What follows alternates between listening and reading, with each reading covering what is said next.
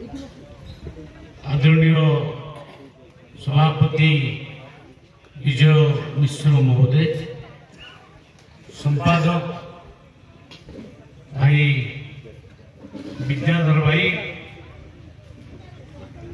तले बसी जाइए मोर समस्त दीटा माने टीम जो पाला करे बंधुगण दुई जन ज्ञानी लोक ना जन जन तो कहवा संभव हम ना। आदरणीय पाला गायक रूपालिया भाई माने समस्त को स्वागत करुच्चे।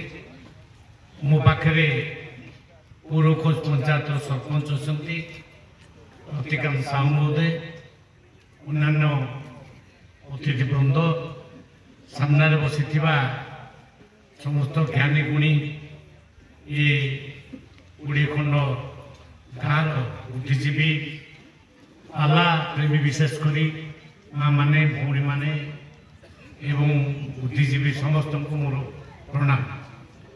प्रकृत में पाला मुझे देखा आगुरी अनेक थर पाला देखी पाला जो तर्क वितर्क हुए ज्ञान से बाहर से प्रकृत अन्य कौन मिले ना। पालाटा बहुत भल जिनस और जी रेगुलारली पाला देखुची से पालार मजा जाए रेगुलारली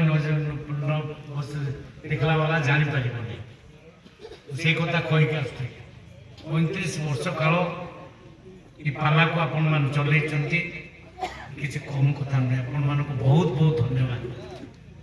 समस्त को प्रशंसा करुच्ची ये अनुष्ठान को आप चल रखिंट। दुईटा कथा विद्याधर कहते जगार समस्या अच्छी आप समाधान करेंगे।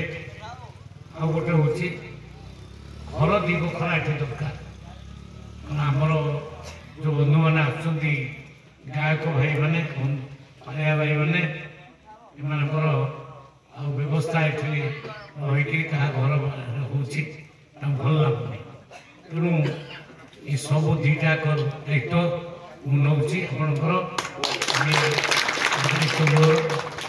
ये मंडप ये जगह सब पाला ना हम आपण माने डिपार्टमेंट टीम ना जो मैंने टीम ना हम से मो दायित्व आपन को कथा दूसरी।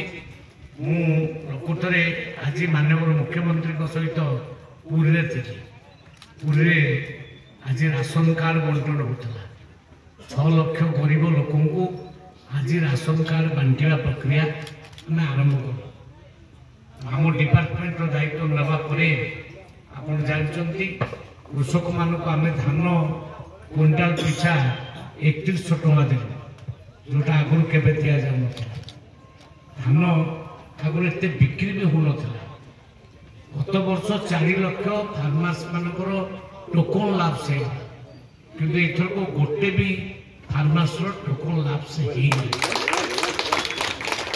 74 लाख मेट्रिक टन धान किणा है।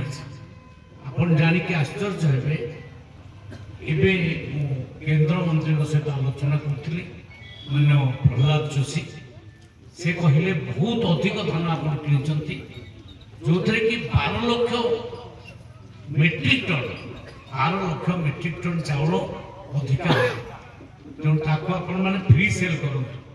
मुझे भावी काली आम डिसीजन से नबू बाहर राज्य को फ्री सेल करने तेणु ए प्रकार डिपार्टमेंट दायित्व मत ये कर आज पुणी भाई राति रही सर्किट हाउस करी सारिकी तेणु ये अधिका समय जाते किसी असुविधा होता कि गोटे फोन आसला राज्यपाल महोदय सकाल सकाल 10टा बेलू बासभवन को भवन को डकई राजभवन को तेणुक ये तुरंत यू भुवनेश्वर मत जावाक पड़ो सकाल 10टा सुधा पहुँचा पड़ो।